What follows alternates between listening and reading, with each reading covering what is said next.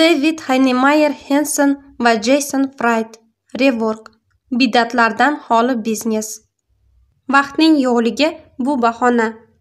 Bunga mening vaqtim yo'q. Bu odamlar ishlatadigan eng ko'p bahonalardan biridir. Ular bajonidil yangi kompaniya tuzishlari, yangi asbobni o'rganishlari, kashfiyotini sotishlari, kitob yozishlari yoki yana shunga o'xshash bir qancha ishlarni qilishlari mumkinligini, lekin buning uchun bir sutkadagi soatlar ularga yetmayotganligini bahona qilishadi. Bas qiling. Agar siz vaqtingizni to'g'ri sarflasangiz, u har doim yetarli bo'ladi va buning uchun o'zingizning doimiy ishingizdan ketishingiz kerak deb o'ylamang. O'z loyihangiz ustida kechki vaqtlarda ishlashni boshlang. Televizor ko'rish yoki World of Warcraft'da o'ynashning o'rniga o'z g'oyalaringiz ustida ishlang. Kechqurun soat 10 da uxlashning o'rniga 11 da uxlashga yoting. Bu yerda gap kechalari uxlamay ishlash yoki kuniga 16 soat ishlash haqida ketmayapti. Bor yo'g'i haftasiga bir necha soat qo'shimcha vaqtingizni ajratsangiz kifoya. Ishingizni to'xtab turgan nuqtasidan siljitish uchun shuning o'zi yetarli bo'ladi. Siz shu ishni qilganingizdagina sizning bu qiziqishingiz va ilhomlanishingiz haqiqiymi yoki o'tkinchi bir holatmi, shuni tushunib olasiz. Agar kutish o'zini oqlamasa, siz shunchaki har kuni oldingidek o'z ishingizga borishni va doimiy ishingiz bilan shug'ullanishni davom ettiraverasiz. Siz hech qanday xavfli tavakkalga qo'l urmaysiz va bir ozgina vaqtingizdan tashqari hech narsa yo'qotmaysiz. Demak, hech narsa haqida afsuslanmasa ham bo'ladi. Agar siz biror narsani haqiqatdan ham qilishni xohlasangiz, siz boshqa majburiyatlaringizga qaramasdan bunga albatta vaqt topasiz. Haqiqat shundaki, ko'pchilik odamlar butun vujudini qamrab olgan bu xohishni sezishmaydi. Shuning uchun ular buni vaqtining yo'qligi bilan oqlab qo'ya qolishadi. O'zingizni bu oqlashlar qamrog'iga tushib qolishingizga yo'l qo'ymang. O'z maqsadingizga yetish va orzularingizning amalga oshishi mas'uliyati butunlay o'zingizga bog'liq. Bundan tashqari, eng qulay vaqt hech qachon kelmaydi. Siz har doim yo juda yosh bo'lasiz, yoki juda qari, yoki juda band, yoki juda toliqqan, yoki yana biror narsa. Agar siz doimo eng qulay vaqtni tanlash borasida tashvish qilsangiz, u vaqt hech qachon kelmaydi. Qumda chiziq chizing. O'z ishingizni amalga oshirayotgan vaqtingizda nima uchun aynan shu ish bilan shug'ullanayotganingizni esingizdan chiqarmang. Yaxshi bizneslar shunchaki mahsulot va xizmatlaridan tashqari o'z nuqtai nazariga ega bo'ladi. Siz albatta nimagadir ishonishingiz kerak, kuchli irodaga ega bo'lishingiz kerak, nima uchun kurashayotganingizni bilishingiz kerak. Keyin esa bu haqida butun dunyoga aytsangiz bo'ladi. Barqaror fikr bu aynan sodiq mijozlarni o'ziga tortuvchi jihatdir. Ular sizni misol qilib ko'rsatishadi va himoya qilishadi. Ular siz haqingizda do'stlariga gapirishadi va bu har qanday reklamadan ko'ra yaxshiroq foyda beradi. Qat'iy ishonchda turish tekinga tushmaydi. Bu ba'zi bir odamlarning sizdan uzoqlashishiga sabab bo'lishi mumkin. Ular sizni manmanlik va balandparvozlikda ayblashadi. Bu hayot. Har kimning atrofida uni yaxshi ko'ruvchilar bilan birgalikda uni yoqtirmaydiganlar ham topiladi. Agar siz gapirayotgan narsalar hech kimni qiziqtirmayotgan bo'lsa, ehtimol siz yetarlicha harakat qilmayotgandirsiz, balki bir oz zerikarlidir. Bizning mahsulotimiz boshqa raqobatchilarimiznikiga qaraganda kamroq funksiya bajarganligi uchun ko'pchilik odamlar bizni yoqtirishmaydi. Biz ular tomonidan taklif qilingan imkoniyatlarni rad etganimiz uchun xafa bo'lishadi. Lekin biz o'z mahsulotimizning bajarayotgan funksiyalari bilan qanchalik faxrlansak, uni boshqa funksiyalarni bajarmayotganligi bilan ham shunchalik faxrlanamiz. Biz shundoq ham o'ta murakkab bo'lgan ta'minotni loyihalashtiramiz. Haddan tashqari ko'p imkoniyat va tugmalar chalkashlikni keltirib chiqaradi. Aynan shuning uchun ham mana shu muammolardan yiroq bo'lgan qo'shimcha funksiyalarnigina ishlab chiqaramiz. Bizning mahsulotimiz hammaga ham mos kelavermaydi. Bu oddiy holat. Agar biz mijozlarimizning bir qismini yo'qotsak-u, lekin qolganlari bizning mahsulotimizni yaxshi ko'rishda davom etayotganiga ishonchimiz komil bo'lsa, biz shuni afzal ko'ramiz. Siz nimaga ishonishingizni bilmay qolgan vaqtingizda dalillar va muhokamalar nihoyasiz bo'lishi mumkin. Lekin agar siz o'zingizga ishonsangiz va fikringizda qat'iy tursangiz, yechim aniq ravshan bo'ladi. Masalan, Whole Foods kompaniyasi o'zining asosiy maqsadi qilib yuqori sifatli tabiiy mahsulotlarni sotishni belgilab qo'ygan. Ular vaqtlarini shunga o'xshash sun'iy ta'mlarni topish borasidagi nihoyasi yo'q muhokamalarga sarflashmaydi. Shunaqa ta'm beruvchi sun'iy aromatizatorlar qo'shilgan bu mahsulot xarid qilishimizga arziydimi? degan savolni hech kim so'ramaydi. Chunki javob ravshan. Shuning uchun ularning do'konlaridan Snickers yoki kola sotib ola olmaysiz. Bu qat'iy ishonch tufayli Whole Foods kompaniyasining mahsulotlari qimmat turadi. Ba'zi bir hasadgo'ylar kompaniyani hatto katta pul deb atashadi va u yerdan xarid qiluvchilarning ustidan kulishadi. Xo'sh, bu bilan nima o'zgaryapti? Whole Foods o'zining ajoyib o'rnini topdi. Yana bir misol, Vinnie Sub Shop kompaniyasi bizning Chikagodagi ofisimiz bilan bitta ko'chada joylashgan. Ular o'zlarining sendvichlariga uy sharoitida tayyorlangan rayhon moyini qo'shishadi va bu ajoyib ta'm beradi. Qanday bo'lmasin, ularning do'koniga kirishingizga arziydi. Ular soat nechagacha ishlashadi degan savolga esa peshtaxta oldida turadigan ayol "Biz nonimiz tugashi bilan do'konni yopamiz" deb javob beradi. Nahotki, ha, biz do'konimiz yaqinidagi novvoyxonadan erta tongda yangi pishgan non olamiz. Ularning novvoyxonasi yopilishi bilan odatda kunduzgi soat 2-3 atrofida biz ham do'konni yopamiz. Biz butun kunga yetadigan non sotib olib qo'yishimiz mumkin, lekin u ertalabki yangi pishganidek yaxshi bo'lmaydi. Agar non unchalik yaxshi bo'lmasa, bir ikkita ortiqcha sendvich sotishdan ma'ni yo'q. Bu bilan topilgan bir necha dollar biz o'zimiz g'ururlana olmaydigan mahsulotni sotishimizga arzimaydi. Axir siz ham shunga o'xshash oddiy, lekin o'z mehnatini qadrlaydigan bir tamadduxonani afzal ko'rmaysizmi? Kompaniyaning bajara olmaydigan vazifasi. Belgilangan pozitsiyada qat'iy turish va bu pozitsiyani davom ettirish haqidagi kompaniyaning o'z vazifasiga egaligi o'rtasida katta farq borligini unutmang. Bu yerda gap xuddi eng yaxshi xizmat ko'rsatamiz kabi shunchaki yozib devorga osib qo'yilgan shiorlar haqida ketmoqda. Ha, aynan shunday. Hattoki soxta jaranglaydigan, haqiqatdan ancha yiroq bo'lgan shiorlar. Ular xuddi press relizdagi kabi boshqalarni jalb etish uchun yozib qo'yilganga o'xshaydi. Harakatga undaydigan vazifaga emas. Tasavvur qiling, siz avtomobillarni ijaraga beruvchi kompaniya ofisiga tushib qoldingiz. Xona sovuq, bola iflos, peshtaxtalar bo'sh, keyin esa e'lonlar dokasida qadalgan qog'ozni ko'rib qoldingiz. Matnda yozilgan: bizning maqsadimiz shundan iboratki, biz yengil avtomobillar, yuk mashinalari, lizinglar, avtomobillar sotuvi va turli shunga o'xshash xizmatlar sohasida mijozlarimizning talablarini to'liq qondirish, shuningdek, ularni xizmatlar, sifat va narx borasidagi talablarini kutganlaridan ham a'lo darajada bajarishimiz kerak. Biz adolatli va haqqoniy ish tutish uchun mijozlarimizning uzoq yillar davomida sodiqligiga munosib ravishda ularga va'da qilingandan-da ko'proq xizmat ko'rsatish uchun biznes tajribaning kafolati bo'ladigan xizmat ko'rsatishning nihoyatda o'ziga xos darajasiga yetishish uchun bor kuchimizni sarflaymiz. Biz xodimlarimizning saviyasini oshirish, ularning shaxsiy o'sishi uchun imkoniyat yaratish va ularning muvaffaqiyatlari va g'alabalarini adolatli taqdirlash orqali ularni mijozlarimizga juda yaxshi xizmat ko'rsatishiga turtki berishimiz, yo'naltirishimiz kerak.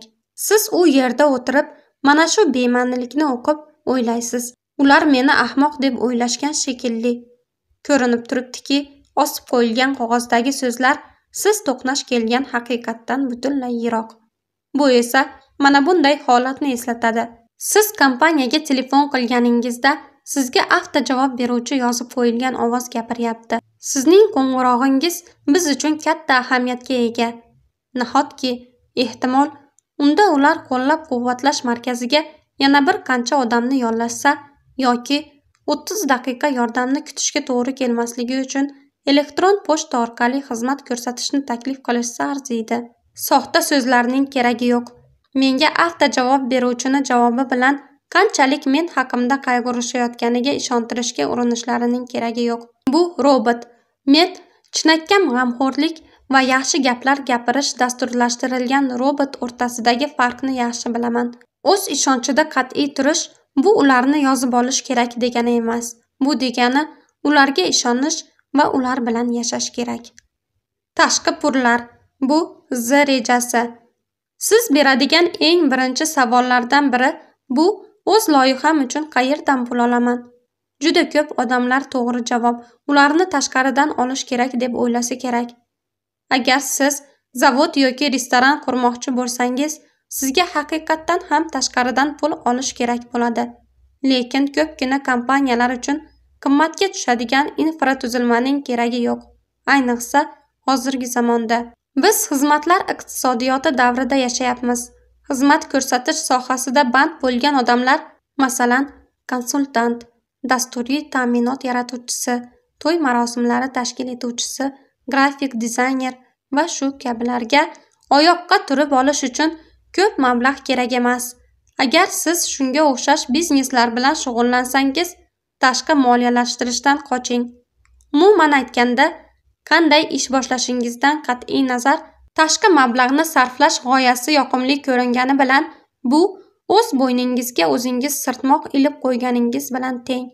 Mana nima uchun siz nazoratni yo'qotasiz. Tashqi mablag'larni jalb etish natijasida siz investorlar oldida javob berishingizga to'g'ri keladi. Avvaliga ular bilan fikrlaringiz bir yerdan chiqadi. Aloqalar yaxshi bo'ladi. Xo'sh, keyin nima bo'ladi? Nahotki siz o'z ishingizni boshqa birortasiga bo'ysunish uchun boshlayotgan bo'lsangiz, birovning mablag'ini jalb etish muqarrar tobe bo'lish demakdir. Sifatli biznes qurishda tashqi mablag'lar hammasini hal qiladi. Investorlar o'z mablag'ini tez, odatda 3-5 yil ichida qaytarib olishni xohlashadi.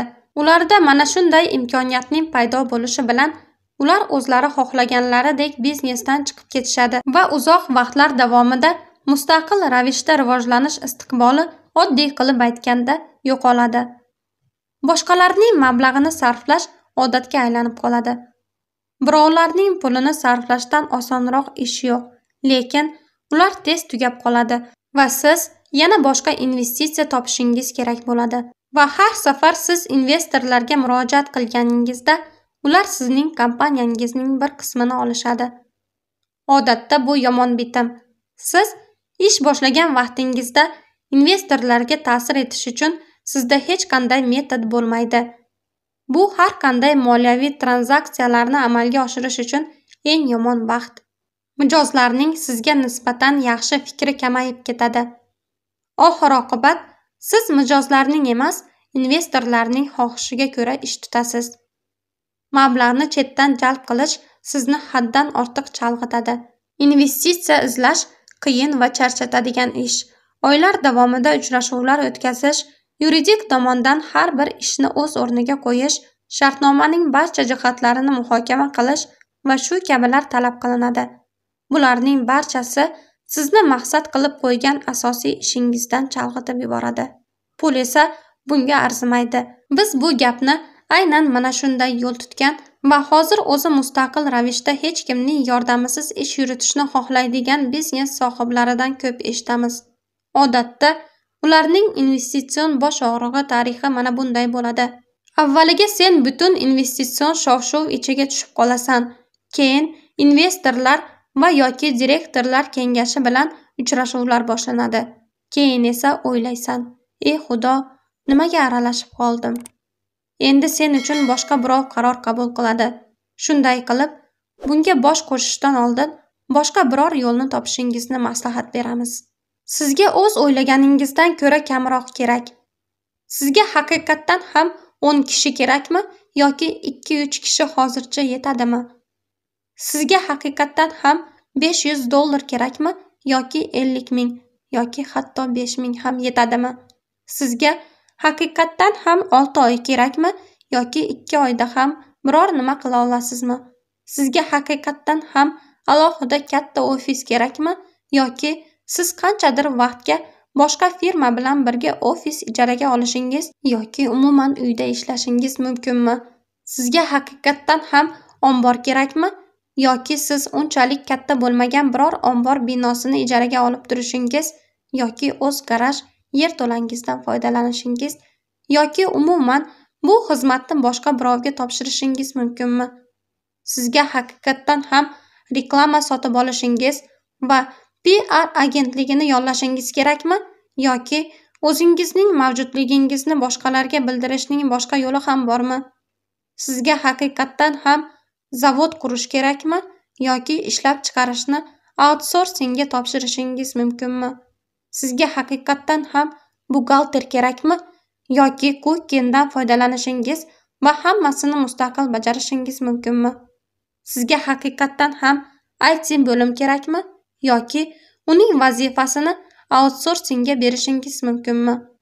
Sizga haqiqatdan ham to'liq bandlik bilan ishlovchi xodim kerakmi yoki tushayotgan talablarni o'zingiz mustaqil bajarishingiz mumkinmi? Sizga haqiqatdan ham o'z do'koningizni ochishingiz kerakmi yoki o'z tovarlaringizni onlayn sotishingiz ham mumkinmi? Sizga haqiqatdan ham bejamdor tashrif qog'ozi, firma blanklari va broshuralari kerakmi yoki siz bularning barchasidan voz kechishingiz mumkinmi?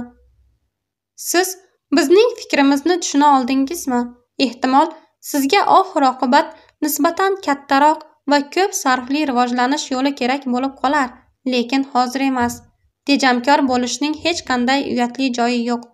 O'zimizning ilk mahsulotimizni chiqarish biz uchun juda arzonga tushgan. Bizning o'z ofisimiz yo'q edi. Biz boshqa kompaniya bilan birga ofis ijaraga olgandik. Bir qancha emas, bitta serverimiz bor edi. Biz reklama qilmadik. O'z tajribamizni onlayn tizimi orqali ulashdik. Biz mijozlarning xatlariga javob berish uchun alohida xodim yollamadik. Kompaniya asoschisi bu ish bilan o'zi shug'ullandi va hamma shunchaki zo'r ishladi. Har doim eng zo'r kompaniyalar o'z ishini garajda boshlagan va bizniki ham bundan mustasno emas. Startap emas, biznes boshlang. Startap bu hozirgi kunda eng ko'p e'tiborni tortayotgan, ayniqsa texnologiyalar dunyosida kompaniyaning o'ziga xos bir toifasi. Startap bu sehrli joy. Unda xarajat qilish sizning tashvishingiz emas. U yerda foyda haqida hech qachon muhokama qilinmaydi. U yerda to o'zingiz mustaqil pul topishning yo'lini topmaguningizcha boshqa odamlarning pulini sarflashingiz mumkin. Bu joyda biznes qonunlari qo'llanilmaydi. Bu joyning yagona muammosi u uydirma. Haqiqat shundaki, har qanday biznes, yangimi yoki eski, o'sha mavjud iqtisodiyot qoidalari va bozor qonunlariga bo'ysunadi.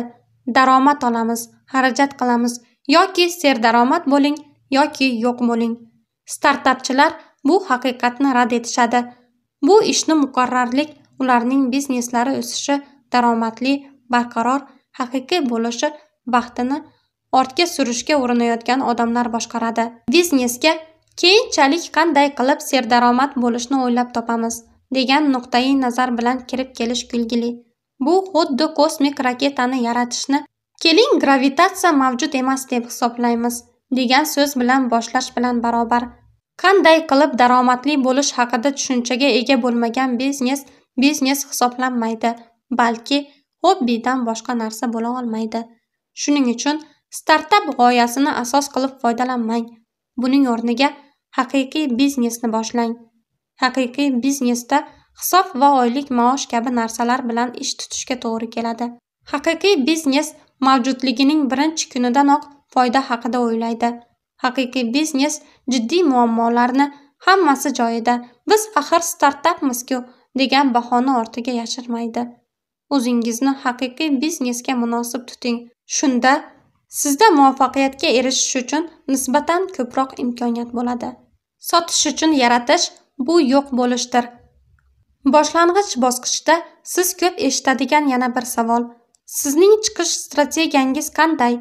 Ular qanaqa odamlarki, biznesdan qanday chiqish strategiyasi bo'lmasa, biznesini yaratishga kirisha olishmaydi. Bunday shoshilishning kimga keragi bor? Demak, sizda yana boshqa qandaydir muammo bor. Siz oldindan buzishni rejalashtirib turib munosabat o'rnatasizmi? Siz birinchi uchrashuvdayoq nikoh shartnomasini muhokama qilasizmi? Siz to'ydan keyingi birinchi tongdayoq ajrashish bo'yicha advokat bilan uchrashasizmi? Bu juda ham g'alati bo'lardi. Shunday emasmi? Sizga boshqarish strategiyasi kerak, loyihadan chiqish strategiyasi emas. Siz o'z loyihangizni qanday qilib rivojlantirish va daromadli qilish haqida o'ylashingiz kerak. Kemani qanday qilib tark etish haqida emas. Agar sizning barcha strategiyangiz zarar ko'rmasdan chiqishga asoslangan bo'lsa, unda sizning bu loyihangiz bilan uzoqqa borishingiz dargumon. Siz o'zining maqsadini sotib olish deb belgilab olgan shuhratparast bizneslarni ko'p ko'rgansiz, lekin ularning sotib olinishidagi imkoniyatlari kam. Chunki siz uchun yaxshi foyda hisobiga ishingizni sotib olishga rozi bo'ladigan qandaydir katta tavakkal qiluvchini topilishiga umid kamroq. Ehtimol 1000 dan bittami yoki 10 mingdan bittami. Kompaniyani keyinchalik sotib yuborish uchun yarata turib, siz urg'uni noto'g'ri qo'yyapsiz. Siz mijozlaringizning mehrini qozonish o'rniga xaridor qidiryapsiz. Bu noto'g'ri holat. Ha deb bunga yopishib olmaslik kerak. Tasavvur qilaylik, siz bu maslahatga amal qilmadingiz va o'z vazifangizni a'lo darajada bajardingiz. Siz biznesni tashkil etdingiz, uni sotdingiz va buning evaziga yaxshigina mukofot oldingiz. Xo'sh, endi nima bo'ladi? Orolga suzib borib, u yerda kun bo'yi pina-kolada, spirtli kokteyl turlaridan biri tortasizmi? Bu haqiqatdan ham sizni baxtli qiladimi? Siz bu o'zingiz yaxshi ko'rgan, muvaffaqiyatga erishishiga ishongan biznesingiz bilan shug'ullanishdan ko'ra yaxshiroq ekanligiga aminmisiz? Aynan shuning uchun siz o'z hissasini foyda bilan sotib, yarim yillik ta'tilga ketib, keyin esa yana orqaga, o'yinga qaytgan biznes sohiblari haqida ko'p eshitasiz.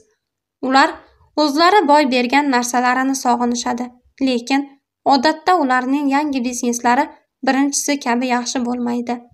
Ularning xatolarini takrorlamang. Agar siz biznesingizni yaxshi olib borayotgan bo'lsangiz va ishlaringiz yaxshi ketayotgan bo'lsa, shu ruhda davom etavering. Atrofimizda har doim ham yaxshi narsalar bo'lavermaydi. O'zingizning yaxshi biznesingizni qo'ldan boy bermang. Yelkangizdagi yukni oshirib yubormang. Har doim yuklamangiz kamroq bo'lishiga urining. Hozir siz qachondir kelgusidagiga qaraganda kamroq, ma'qulroq va tezroqsiz. Tez orada yelkangizdagi yukni orttirib boshlaysiz. Lekin obyektning massasi oshib borgan sari uning yo'nalishini o'zgartirish uchun shunchalik ko'p energiya talab etiladi. Bu biznesga ham, sizning o'zingizga ham tegishli. Ko'lam quyidagilarning hisobiga oshib boradi. Uzoq muddatli shartnomalar, keragidan ko'p xodimlar, uzoq muddatli qarorlar, uchrashuvlar, noaniq tadbirlar, zaxiralar, moddiy yoki mental, ortiqcha asbob-uskunalar, dasturiy ta'minot, texnologik jarayonlar, uzoq muddatli rivojlanish rejasi, ofis ishlari bo'yicha siyosatchilar. Bu ishlardan iloji boricha qoching. Shunda yo'nalishni oson o'zgartira olasiz. Qayiq qancha yengil bo'lsa, uni burish shuncha oson bo'ladi. Katta tashkilotlarda esa orqaga burilish uchun haftalar, oylar yoki yillar ketadi. Ularning rahbarlari harakat qilish o'rniga suhbatlar va uchrashuvlar o'tkazishga chalg'ib ketishadi. Massa kam bo'lsa, siz o'zingizning biznes modelingizni, mahsulotingizni, imkoniyatlaringiz to'plamini, marketing siyosatingizni tez o'zgartira olasiz. Siz xato qilsangiz, uni tezda to'g'rilashning imkoni bo'ladi. Siz o'zingizning muhim jihatlaringiz yoki mo'ljalingizni o'zgartirishingiz mumkin va eng muhimi, o'z dunyoqarashingizni o'zgartirishingiz mumkin.